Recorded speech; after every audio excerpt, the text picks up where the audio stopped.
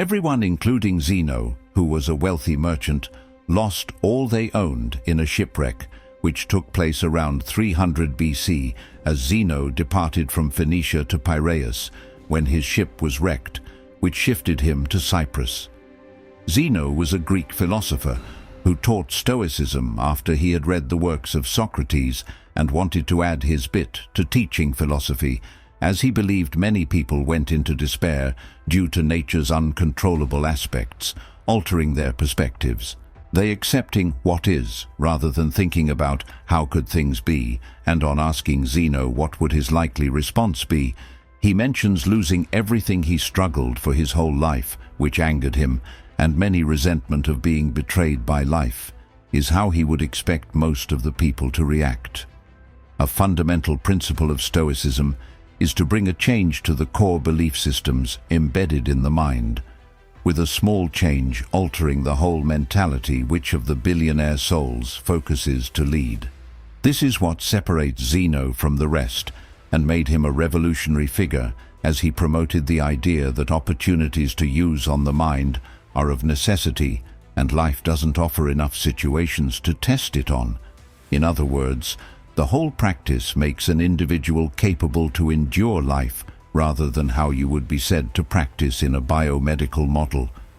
Rather than fretting over lost goods, in this instance throwing a regret over spilt milk, Zeno made an effort in trying to be calm whatever course his destiny took him. Stoics at present are often pictured as people who are hard as nails, people who never show extreme emotions like rage or anxiety, for instance. To be a Stoic was to basically view life and all around oneself in a much broader and deeper than the most basic of meaning emotions of being unfeeling.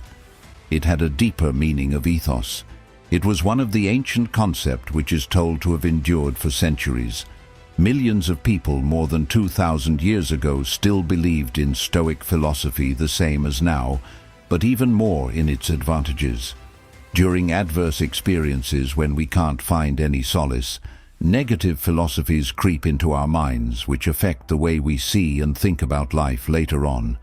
Perspective is everything, and each person's perspective is shaped by the experiences they have gone through.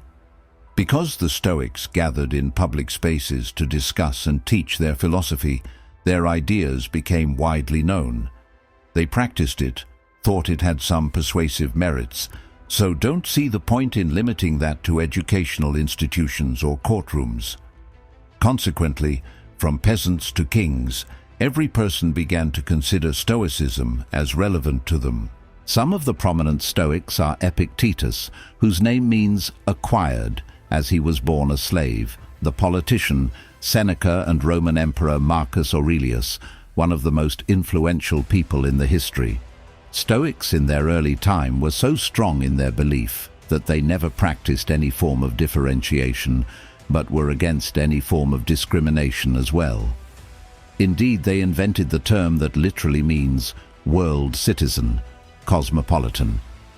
So when we hear this word today associated with cosmopolitan, we typically think of big cities such as New York, Toronto, Dubai, or London. It embraced the vision of how things ought to be, and the sole notion of togetherness was how the Stoics perceived almost everything. Words of Stoic philosophers may have mentions about women, but generally philosophically, Stoicism during the period was male-dominated, and this is where the Stoics took this as disagreement. Musonius Rufus, the teacher of Epictetus, argued, even in times where it wasn't deemed acceptable by the society, women were allowed and encouraged to practice and learn Stoicism.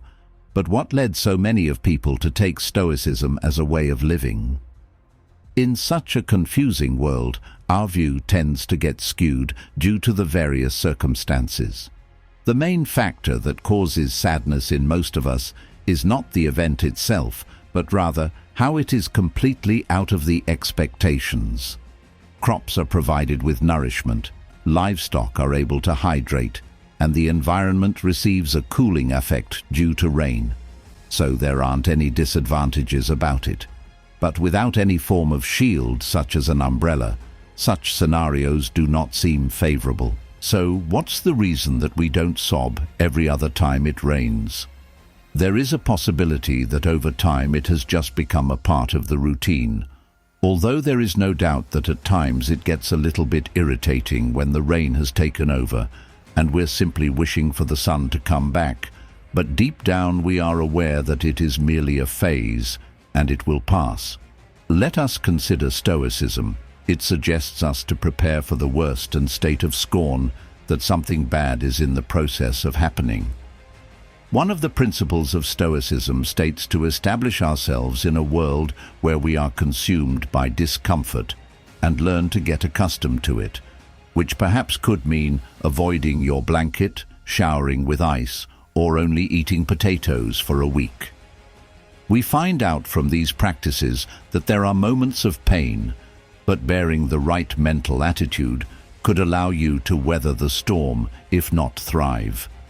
Given the onslaught of advertisements that we are bombarded with convinces us that more is needed in order to be happy, this lesson becomes pertinent. We appear to seek for such external factors as wealth, material goods, or social status to fill that inner gap within ourselves. However, Stoicism teaches that seeking happiness by placing it outside oneself in things or situations is to increase one's chances of unhappy moments. Rather, the Stoics instruct to find satisfaction at those things that lies within the sphere of control, such as our principles, deeds, or preferences. As it was reported from Seneca, to live in such a way as to need little is to leave room in one's life for what is important. At this core of Stoicism contains the control theory, what can or cannot be modified, how to find what can be modified and do only that. Epictetus was rather more eloquent in his remarks. What I can control, I am able to select, and what I cannot, I ignore. This is the great work one must do in life. Stoicism doesn't suggest the complete abandonment of plans and goals. It requires to see roadblocks as opportunities for further edification. Real victory does not consist in what you achieve and get, but in the process of working towards fulfilling your ambitions and ideas with diligence and honor. In the end, Stoicism has to do with embracing wisdom, bravery, moderation, and justice, which are also known as the 4 cardinal virtues. It helps one to face suffering, remain controlled in one's desires, and have a sense of justice to everyone around. This is because in contemporary times, Stoicism has served as a framework in the development of rational emotive behavioral therapy and logotherapy.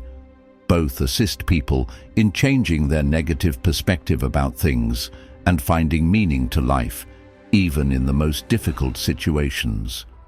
Therefore, by practicing Stoicism, empowering us to go through the storms of life with composure and be satisfied even if the ship is no more, for we did well and lived as ourselves. For as the Stoics imparts wisdom to us, every beginning has an ending, and that is fine.